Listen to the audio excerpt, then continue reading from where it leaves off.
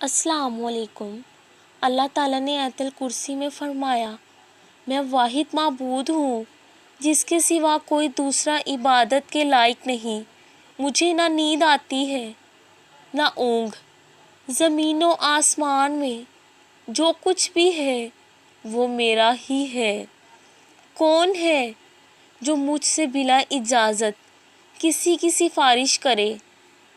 میں اگلے پچھلے تمام حالات کو جانتا ہوں۔ کوئی شخص علم کا اتنا ہی احاطہ کر سکتا ہے جتنا میں چاہوں۔